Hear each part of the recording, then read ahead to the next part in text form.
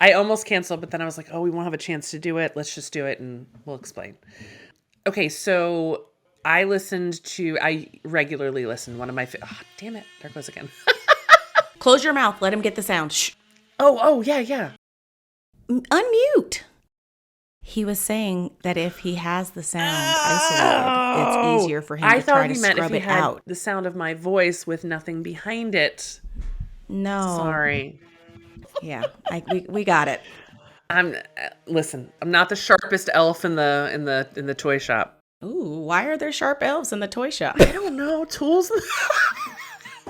I'm not. Oh, Lord.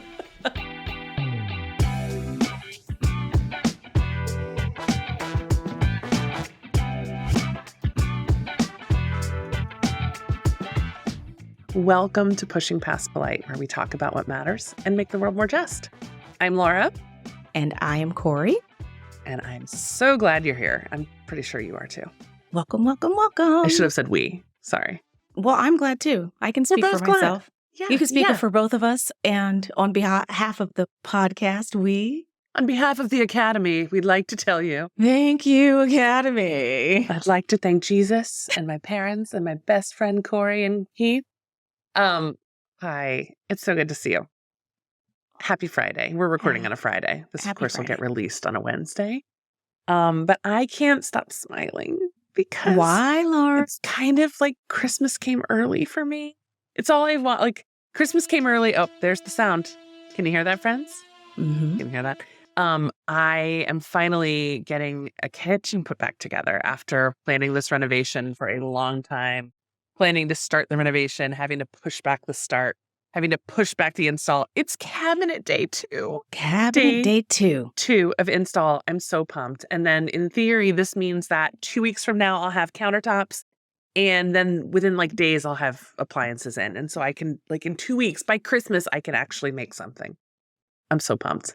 It's beginning to look a lot like Christmas, huh? It is. And I got to tell you, it really does give you appreciation for the ease with which you live your life in a typical space. Mm-hmm. And by no means are we like roughing it like we're not, eating well. I can afford to miss a meal or two, even if that were the case. But no, it's just, we've got the air fryer in this room and we've got the sink in that room to wash things. Microwave, I've got the toaster oven, but there's nothing like just having all the stuff where you need it. So yes, I'm beyond pumped. I've been sending you pictures probably at an annoying rate. No, I love it. I love it. It has me going back looking at the pictures of my own kitchen reno or update or whatever when we first moved in. Yeah, you came into your new house right after, well, no, you were still pregnant with the baby, right? Yes, I was still But you pregnant. were days away from we giving moved birth. in 2 weeks before I gave birth to him. And the kitchen wasn't finished after we gave birth. When he was born, the kitchen wasn't finished. At the time of him coming into the world. The kitchen was not finished. It was, and you have 5 people in your house. Yes. Yeah. And so it was like that. We had 5 and then he became the 6th person because my parents were visiting. Yeah. Yeah. It's a lot to not have that convenience for sure. Mm-hmm. Absolutely. Well, you did it in crazier circumstance. It's so joyous to then be in the space, moving about and the things are where you want them and it's arranged how you want it to be. And there's this scene from Modern Family that is an older, obviously the show's off the air, so it's older, but it's Cam and Gloria in the kitchen cooking together. And it's like the music is playing and they're like in sync with each other with the movements and and that's how I envision. Give me this. Yeah, yes. I can just see their cute little interactions. Yes. And that's how I envision the energy for you being when you are finally able to really be in your kitchen, right? That you and the kids are just kind of like have this like, get me the plates from over there and get me the seasoning from over there. And can you hand me the glass, and it's like, yeah, that's right. We're cooking. We're cooking together. That's right. My kids all the girls in particular, not because of the gender, but just these 2 personalities really like to help and be in the kitchen with me. And more we're intentionally inviting my son to the table to do that too. So that becomes part of his skill set and that he gets the same messaging that it's everybody's job. Though in my right? house, my husband is the lead cook anyway, so it's not like he's not getting that message loud and clear. Loud and Um, clear. but it is so wonderful to it's going to be wonderful to have this space to just be together. So we're pumped. If you are within our listening area radius, want to drive down, come visit, I'd be happy to give you a tour. We'll put some pictures up later. But Kori and I were just laughing that we think we made some very similar design choices without knowing or consulting each other. I've not been in her new Mm-hmm. kitchen. So we'll have to see how that turns out. Yeah, I was like, wait, what finish on your poles? Yeah, same Right? as me. Yeah, Wait, same what as me. That appliance sounds line? familiar. Anyway, my apologies in advance to Keith for the noise, but it's cabinet day. It's also the day after the Golden Bachelor finale. And I know you haven't watched, but I just need to take a minute because it was such an emotional experience watching, first of all, the whole season, but like the finale last night, both the breakup and the proposal. Oof.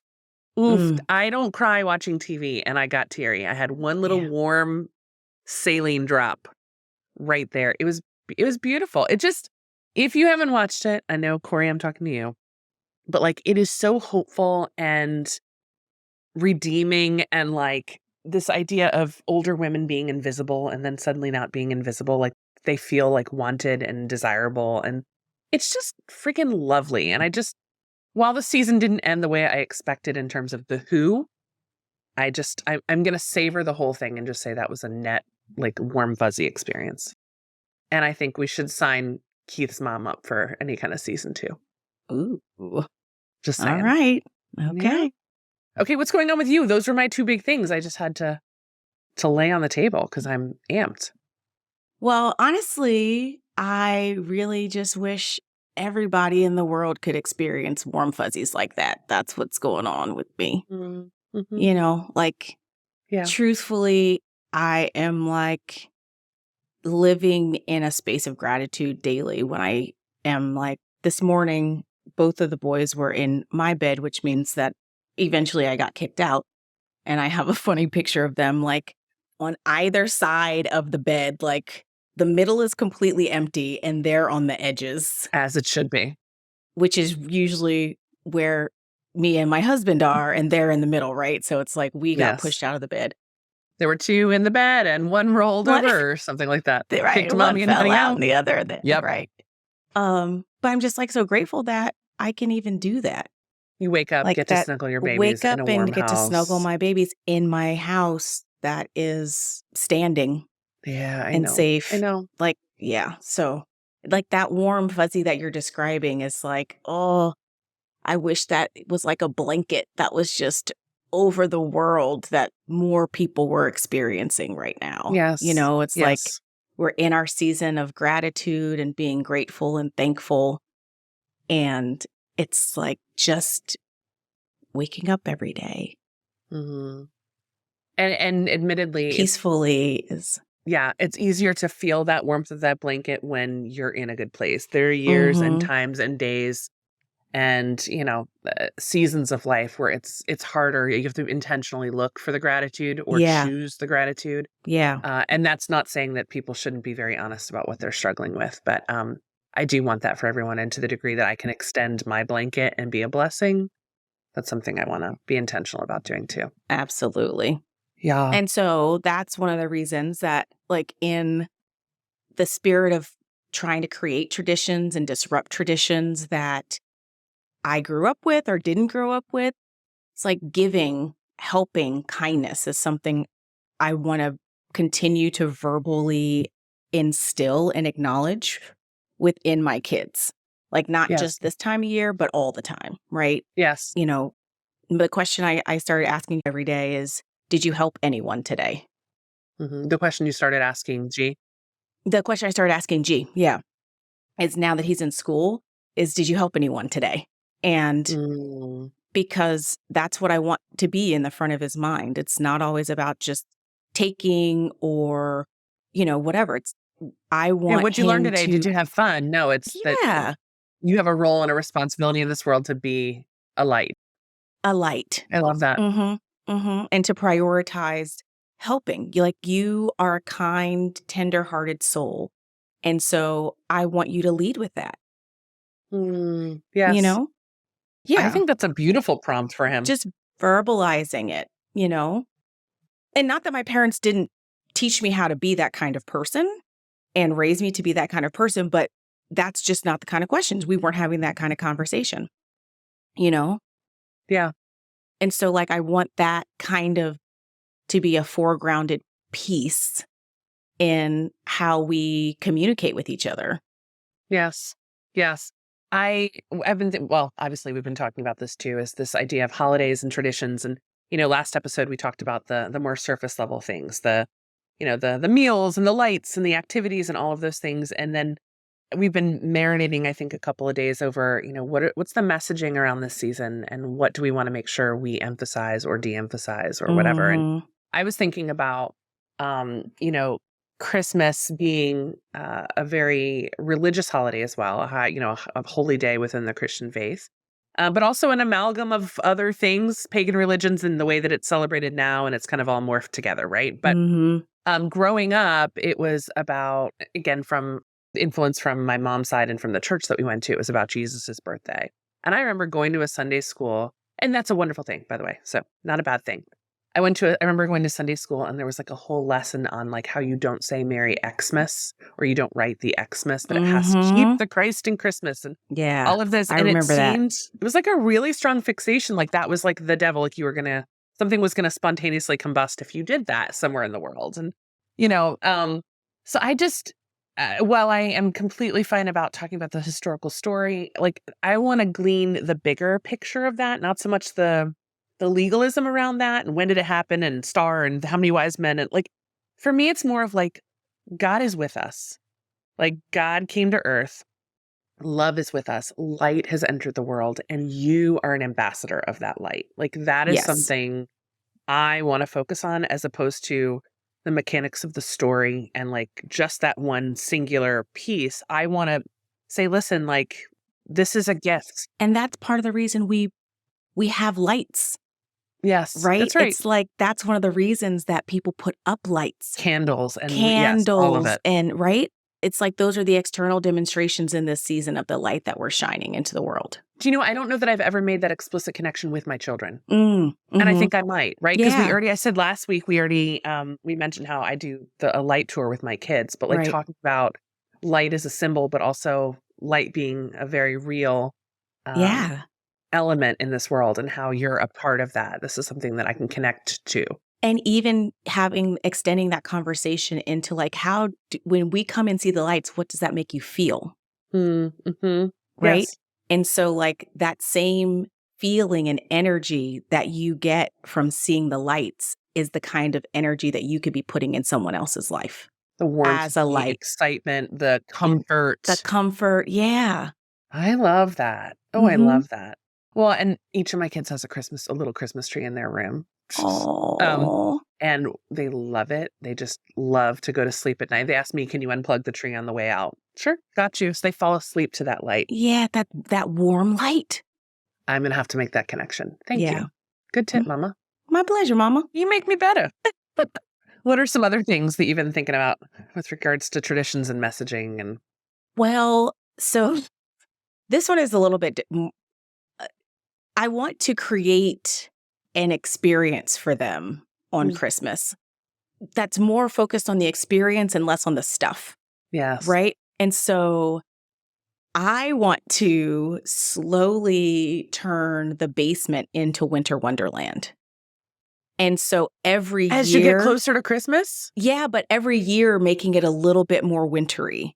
So like this year, we put snowflakes on our windows, and I'm going to get some snowflake string lights to hang in the basement.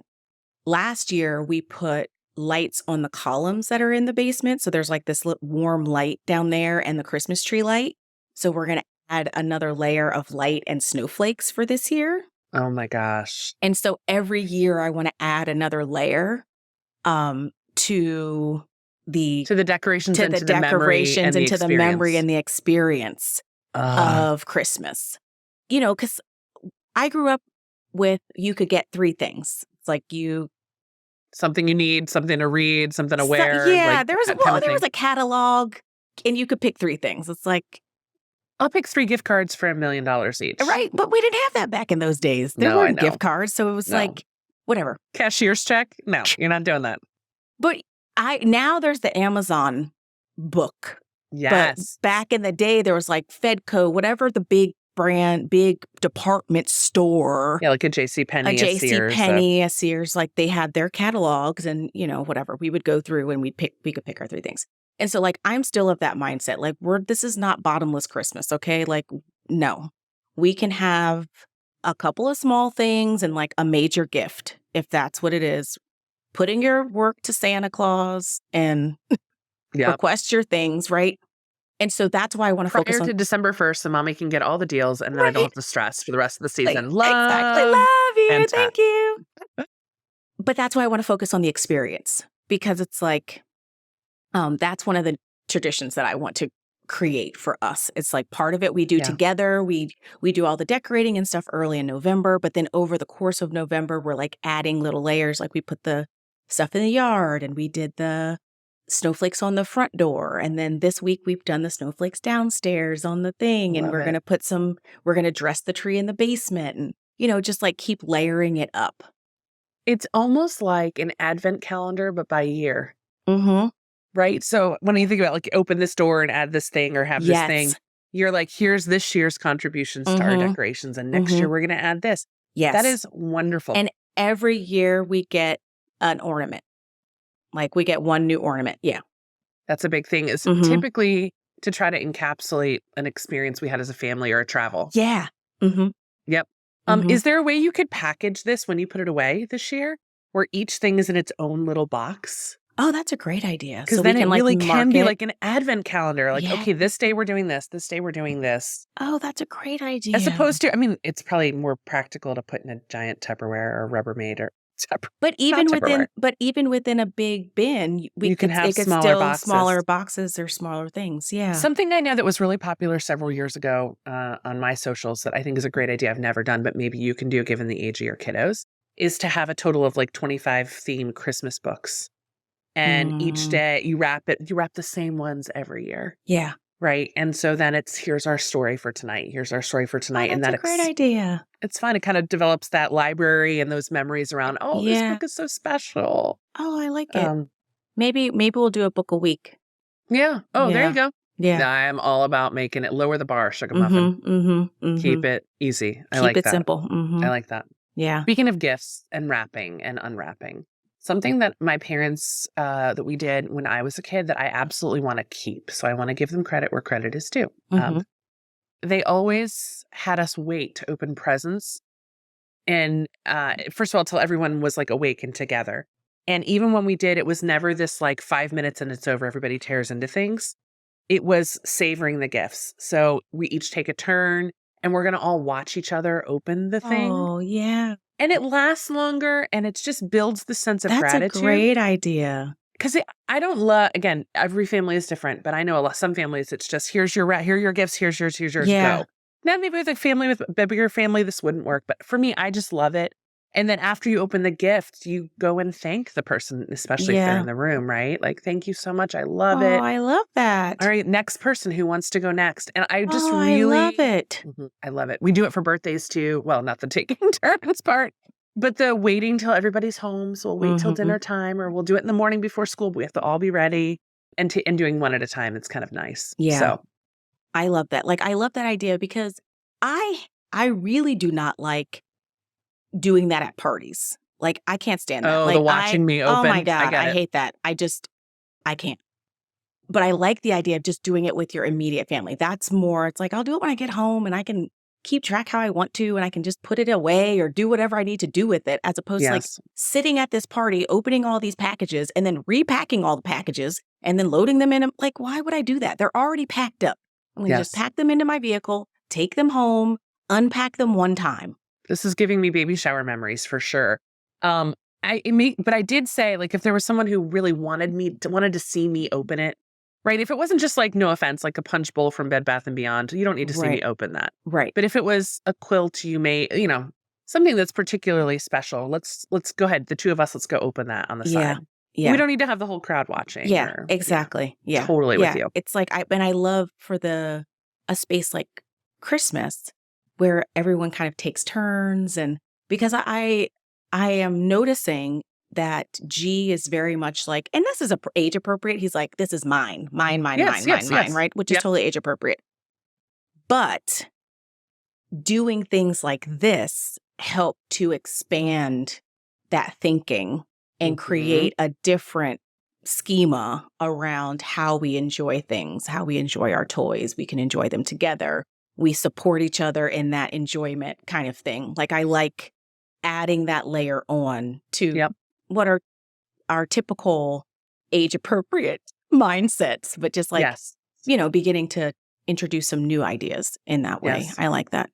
We also intentionally try, I don't know if we're going to do it this year. I'm like going back through my list really quickly because I thought I was done.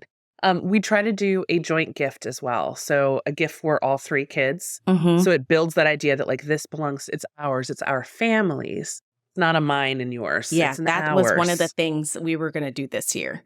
It's like we were going to get them a joint gift. This is both of yours. Yep. You can enjoy it together. We take turns. We play with it together. And then I got them some other things that are like close, not the same. So like if they want to switch, they can. But if they don't, it's also okay. We can tell them apart. Okay, we can tell them apart. Exactly. Red is you, blue is you. Yes, exactly. Exactly. Go to separate corners. Don't be mad. Totally. Totally. I'm also, I'm not a couple years ago, we tried to do experience gifts as opposed to a lot of things. They would still have something to unwrap. But it was a letter or a note or an artifact. It did not go over as well at this age.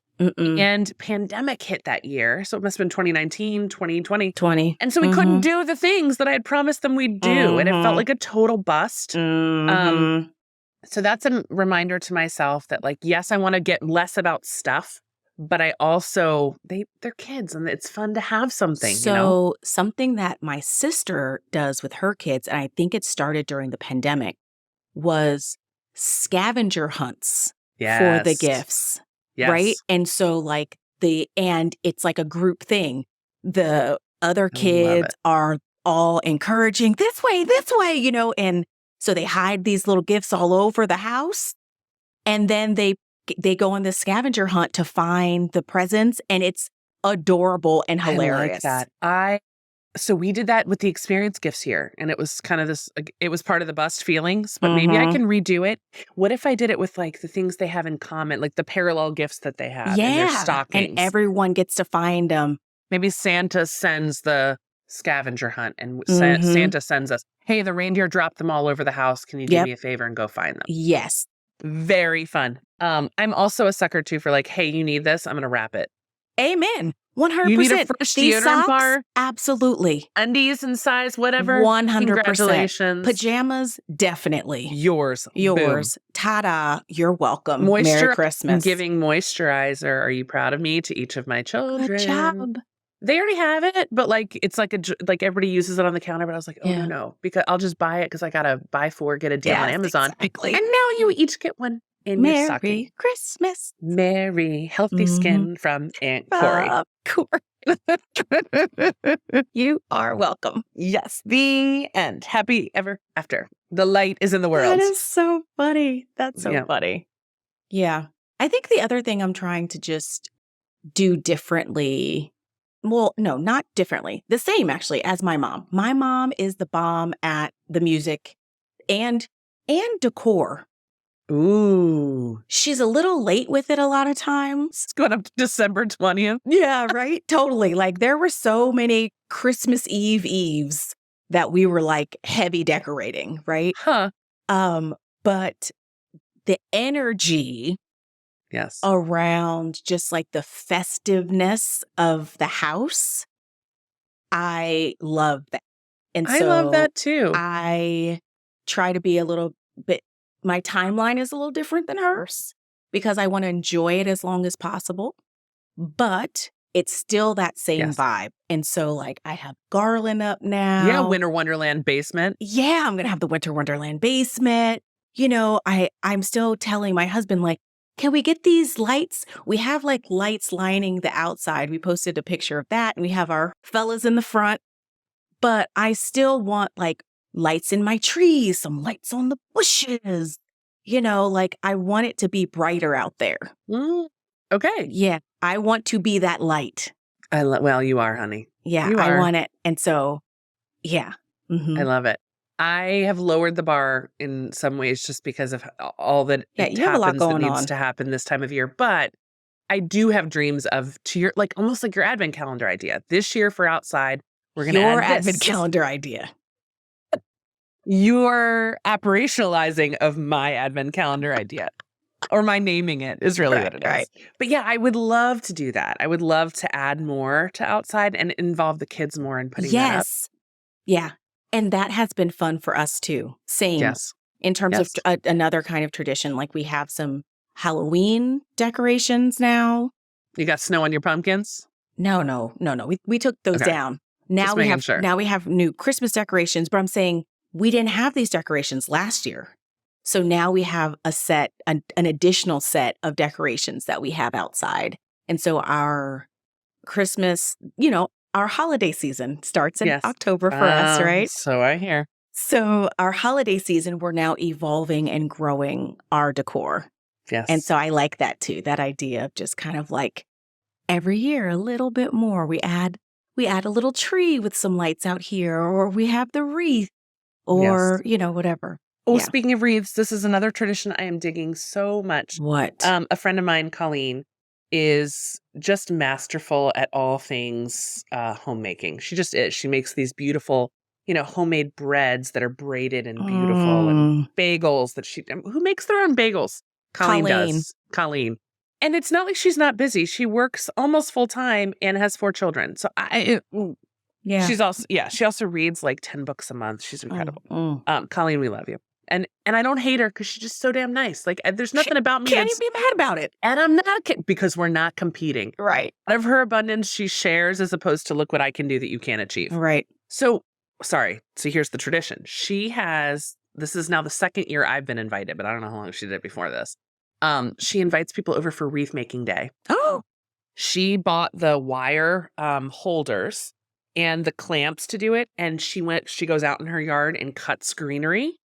And we come with our gloves and we come with ribbon from wherever we get our ribbon from and anything, glitter, pine cones, whatever you want to add. And everybody leaves with a gorgeous wreath, fresh wreath. She should be charging for this.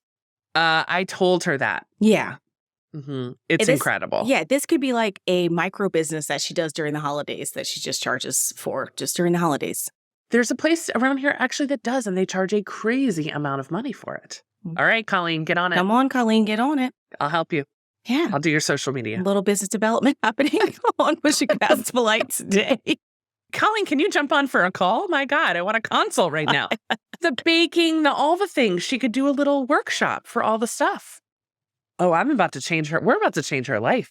Yeah. Kori. Right. Boom. There we go. Yeah. But it's all women.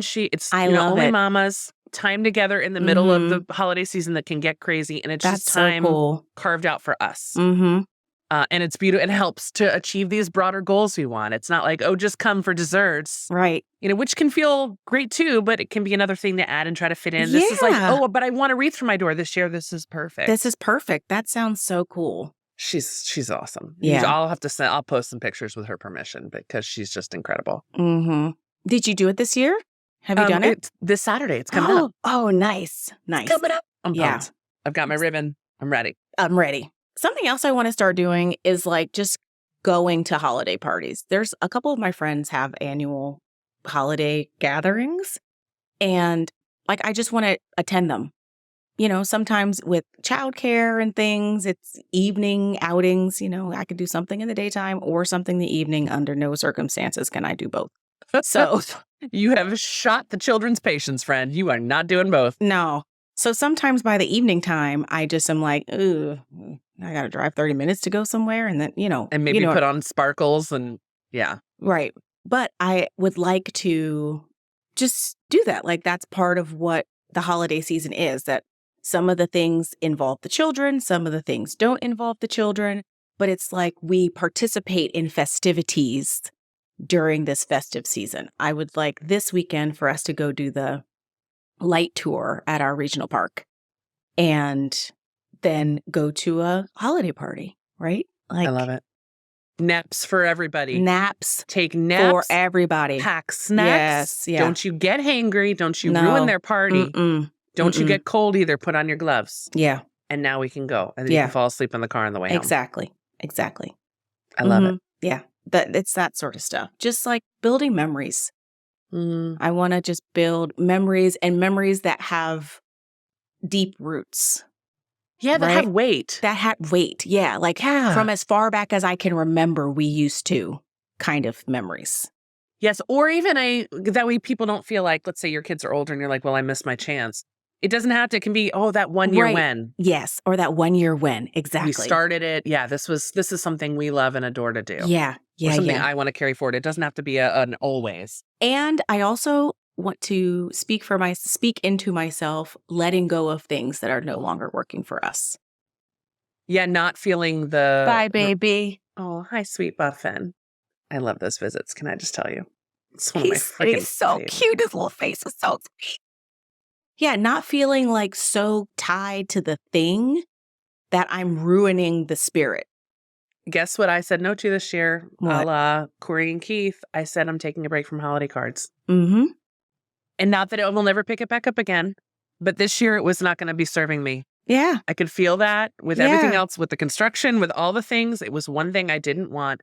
And I'm not feeling guilty about it. In fact, I'm still going to do, for me, the key component, which is like looking at my list and reflecting on gratitude and how much I love having these people in my life. Yes. They don't know, but I'm going to tell you I still do it. Exactly. Yeah. Sorry if it's too much for you or you don't feel the warmth, but please know I'm sending it. This doesn't work for me. Yeah. It's like, I love this idea of a winter wonderland, but if over the next few years, they're like, okay, Mom, it's just too much. Then it's like, okay, then it's too much. That's a good point about following their lead too, right? Yeah, yeah. If this is still, as long as it's still fun for everybody. For then this is the way to go. Right? Because that's what that's the spirit behind it. It should be joy and fun and that. And if it starts turning into something else, then if it feels like work, no. Yeah, then I want to let it go. So Pantsuit Politics had an episode that came out around Thanksgiving, incredibly timely, surely planned, around enjoying your people. And they talked about one thing that I want to carry with me for sure is asking your people, what are your red flags and green flags for the holidays? What is your green flag? What is something that like it will make your holiday if we do, or you'd be so bummed if we didn't? Yeah. And prioritizing that. And then what are your red flags? What are the things that stress you out? What are the things that you don't like either to let go of them, like you're saying, Kori, or to accommodate them? So for example, she said, Beth, one of the hosts said, I love watching the Thanksgiving parade. Like that is so important to me. I need to see it. But I'm going to have a TV in the room where that can be, and I'll have another room for the sports or for a quiet room for people who want to just check their email or take a nap or whatever, an accommodating space in your house that can let those red and green flags kind of coexist. And I thought that was really smart. My group is still really small, but I think it's important, especially as I'm approaching preteen phase with one or teen. Right. I am fully in preteen phase with one. To make sure I respect his boundaries and find out what's fun and what's not fun for him too. Mm-hmm. All of them. Yeah. You're right. And being with extended family, because we're going to be, after Christmas, we're going to be with my family. Mm-hmm. And so like having a sense of that, that's a great suggestion of the red flags and the green flags. I loved it too. I thought that really worked, and also going in, they mentioned, the role of venting to your partner and how like sometimes you leave the gathering, the door closes, you get in the car and you go unleash. Yeah. And sometimes you need that like to process with your partner, and that's totally reasonable. But the other part that they mentioned was like to try to go in, if you go in with the, oh God, here we go, that you come in with a net negative attitude already. And it's going to take positive things to get you in the green when in reality that may or may not happen. So just start at neutral. Yeah. Don't have rosy, crazy expectations, but don't come in already grumbling, which was wise. Yeah. So. Also, I'm learning that sometimes and most times to let your partner lead the grumbling. Because your relationship with your family, especially if it's your family, because your relationship with your family is much longer and it's just a different history, obviously, because you've been in your family for your whole life, right? And so, like, the things that annoy the fuck out of you have annoyed you for 40 years. Damn years. And so it's like your venting is kind of just like regular processing, but to them, they might carry it into every interaction they have with the people you're venting about down the road, right? Because they don't have that history of like repair and recovery through those things like you do. And their job is to support and champion you. And its job is to support and champion you. So like, I have like shifted some of that, or just in terms of venting with my partner, because I feel like when you do that, it does not improve your partner's relationship with your family.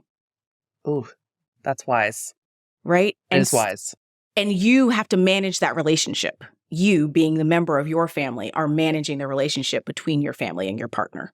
Mm-hmm. So when you're venting about those kinds of things, you are adding dark spots into the water of that relationship that you can't always filter back out.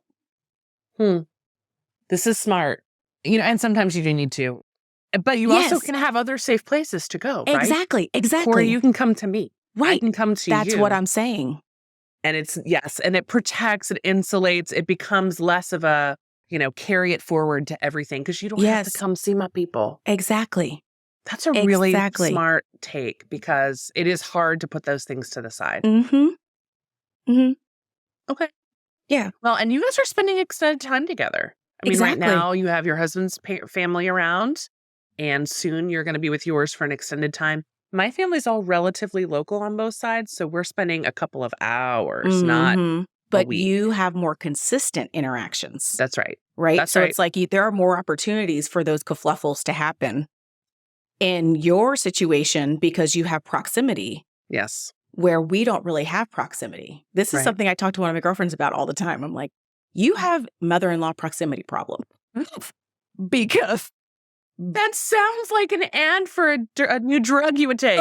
Do you have mother-in-law proximity problems? Try Rejovi or something, or like try Unfriendy. Right. Don't get this. Stop taking it if you have explosive diarrhea or fits of rage. Or if you're allergic to Rejovi. But it's true.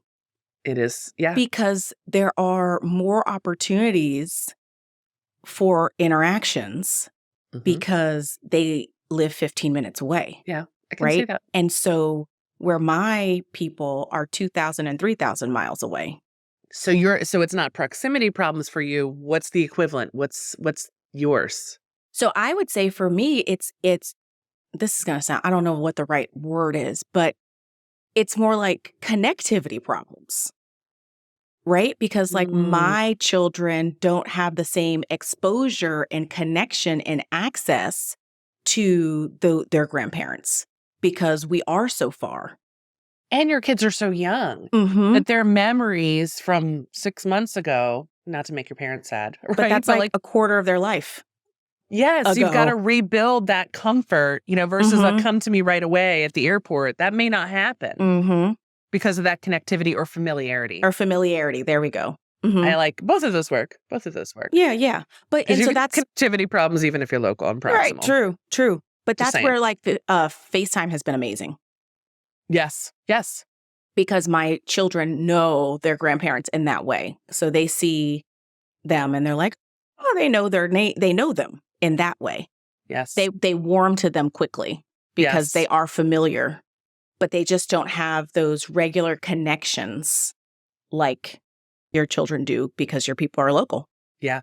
And when your parents do come and they stay, they're in the same space, similar to our Nana, right? When Nana comes, she's here for a week. So the kids, want to cuddle with her in the morning or check on her after this. And that helps build that too. Yes, exactly. Exactly. Yep.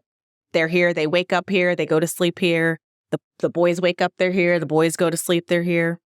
Remind me what they call them. I remember G calling for your dad. My parents are Poppy and Mamacita. Love. And my husband's mother is Nona. His father is deceased. That was it. It was Mamacita. Where's Mamacita? Where's Mamacita? Which is so adorable. And they have Pop and Grana too. So they have lots of grandparenty type figures, and then, uncles and aunts and things. So that's one thing from my childhood that I remember. And again, to my family's credit, we were more proximal with my mom's extended family. And so I remember having fish dinners, Christmas Eve, the Italian, Feast of the Fishes, like cooking fresh calamari and having pasta and like all of that on Christmas Eve, being with cousins, not first cousins to me, I don't think. They were much younger, or they weren't born till many years later, but like second cousins. We all would get together at their house. And then when my family moved from New Jersey to Virginia, that went away. It was just the four of us. Yeah. Sometimes a grandmother would come, or we would occasionally come back up. But I didn't have that anymore. And I can't, that's something I wish I could create for my kids, but I can't. I'm not in control of that, right? My husband's an only child. Yeah. My sister doesn't have children. That's it. Like we don't have a wide branching tree at this point. Yeah. So again, without getting into too much, that was part of my reason for wanting to theoretically have a bigger family. So I at least could give them that opportunity if they wanted it, I love or their generation. And that sounds more like what my husband's experience probably was growing up, because my mother-in-law is from a very large Italian family and they all live nearby. And so I've seen videos and pictures and stuff of when they were small, just like people everywhere kind of get-togethers, like home movies kind of thing of people. Yeah. Yes. Yeah. And then taking a generation back. So that was my experience in my childhood, but probably less than your husband. Generation back, my mom had lots of cousins and first cousins and all these people. Generation before that, they were all living in the same apartment building as fresh off the boat immigrants in New York. Oh, wow. Right. And so talk about togetherness. I don't want to say it's sad. I think it's just the nature of the modern world that people have moved further apart geographically. This is like a whole nother podcast. I know. This is just the shift in family. Yes. To a nuclear unit. Yes. Away from the communal family unit. Yes. Yes. Right? That's exactly, like less of having, I don't mean this in a trite way, but less from having a tribe to more of being a unit. You're your own. More, good luck. Yeah. No, totally. And that's again another podcast because.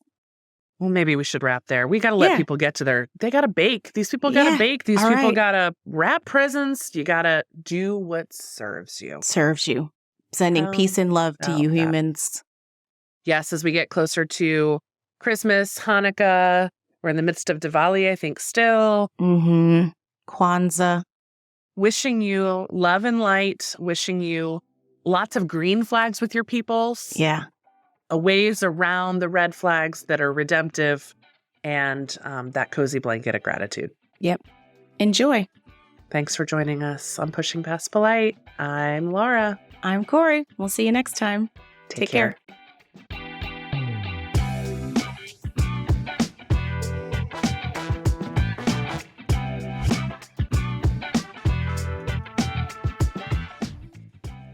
Thank you for listening to Pushing Past Polite. We encourage you to go deeper in your trusted spaces or find new space for good conversation. You'll find content to help you get started on our social media channels. We're at Pushing Past Polite on Instagram, Facebook, and TikTok. Pushing Past Polite is an independent podcast with Kori and Laura from Just Educators. Our cover art was designed by Rachel Welsh DeIga of DeIga Designs, and our audio is produced by Keith at Headset Media. Until next time, don't get stuck talking about the weather. Push past polite. See you next time.